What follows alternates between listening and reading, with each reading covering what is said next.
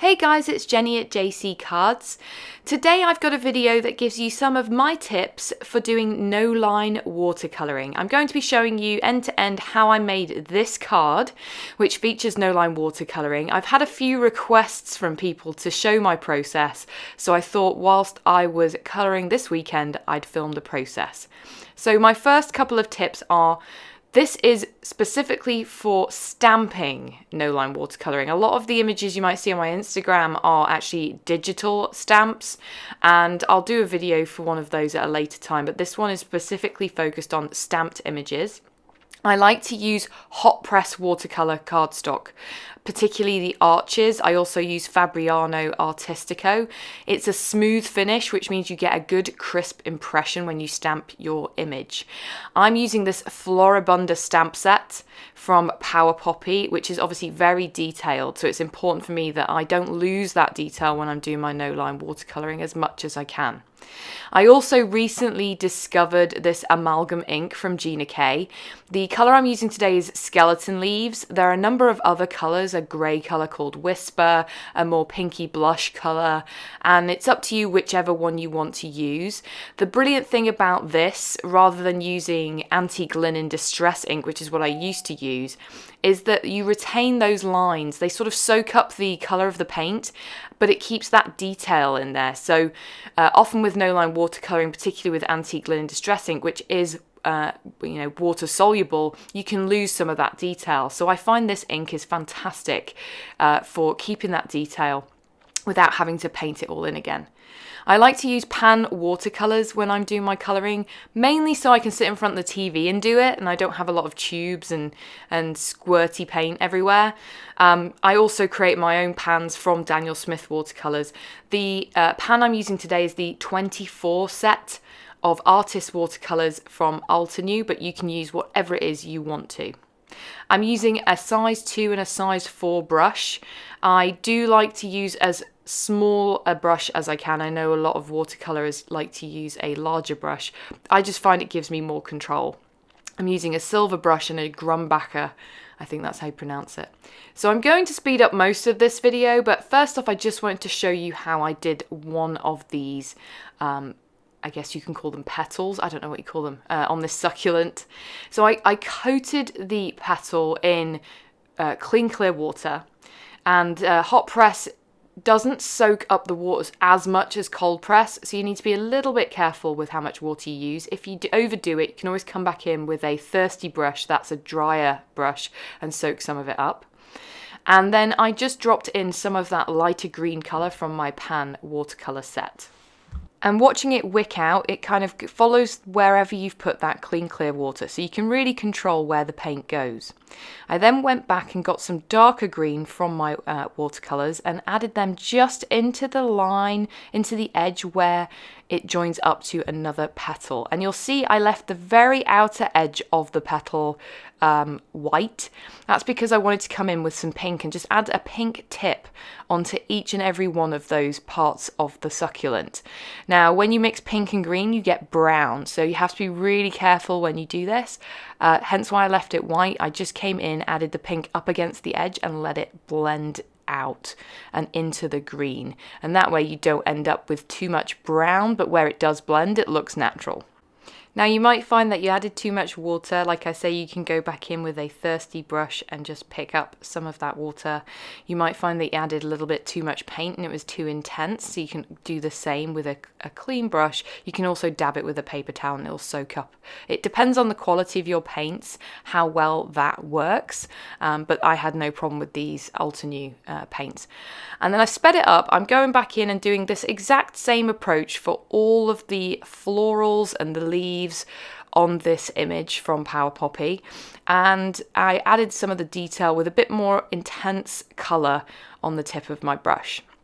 Now, one of the tricks I find that works well for me for no-line watercolouring is to build up layers of colour. So you'll see on that first go round everything was relatively pale, not too intense. And I find that I let it dry, and it dries pretty quickly on hot press watercolour cardstock. I can go back around the image with another layer of a maybe slightly different colour or shade or intensity. So you'll see on those green leaves, I initially went over them in quite a pale greeny green, and then I'm going back in with an almost bluish green and adding some layers in. Now I just wanted to show you a real-time view of me adding in some detail.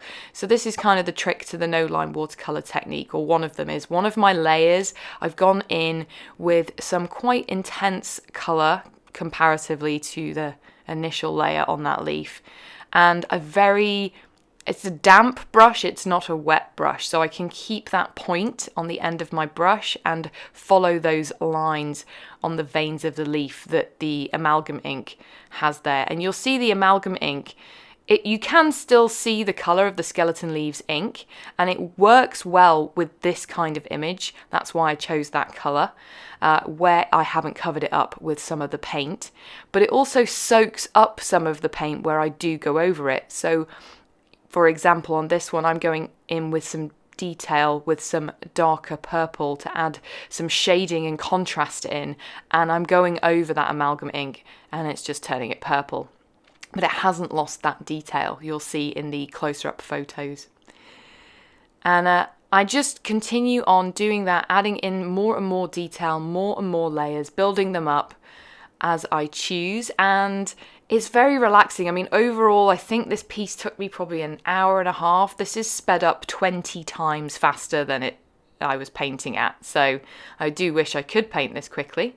But you'll see I'm now going back in on that succulent again. This is a second or third layer, and at the end I do always like to add a lot of splatters before I finish my watercolor.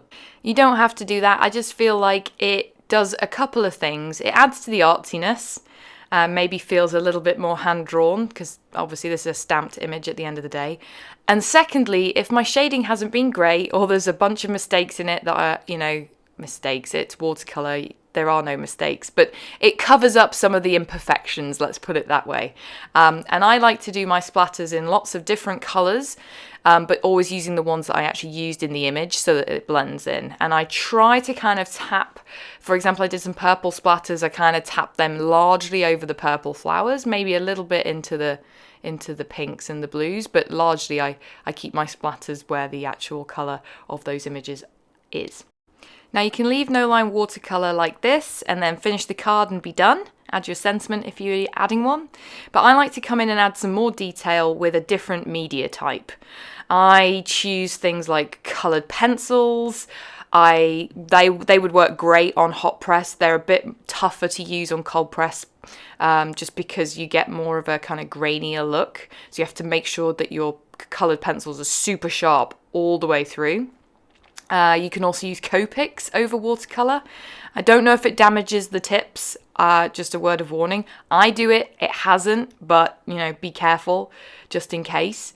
I think it adds some amazing intensity and detail, but probably my favorite media to use over watercolor are these fine tip Stabilo .88 fine tip pens. They are water soluble, so when you add them down onto the cardstock for a brief period of time, you can pull out that color with a damp brush. So they're perfect for going in very detailed way and adding more kind of lines or shading or contrast or outlines, and then pulling it out with a damp brush. I'm using a size, I think it's a size O or a size 2, just pulling it out, and then it blends in seamlessly with the rest of your watercolor. So I highly recommend those. They're a good price point when they're on sale as well. And I'll link to them below. I got mine from Amazon.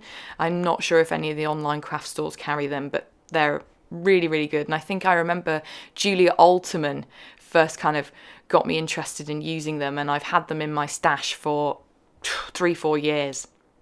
Now to finish, I'm stamping the sentiment from this set into the center. It's a great set because there's loads of sentiments that fit perfectly into that floral frame. I've stamped it with Wow Embossing ink into the center. I did make sure to use my powder tool and make sure this whole piece was completely dry before I added my embossing powder. I'm using this weathered gold, which is from the Seth Apter METALZ trio from Wow. It's gorgeous. Lots of kind of speckles of black and deep coppery brass in amongst the gold. And then I die cut it with a Simon Says stamp, stitch rectangle die, popped it up on some fun foam onto a white note card. I like the adhesive fun foam. It's great for making sure you don't have any warping from the heat embossing or the watercolor. And I use strong double-sided adhesive Be Creative tape to add it. And that finishes the card. I did add some highlights with a white gel pen a la Kathy Rakusin. And if you enjoyed this video, let me know in the comments. I'll do some more like it. Otherwise, here's a couple of other videos that you might enjoy. Have a wonderful day. Bye.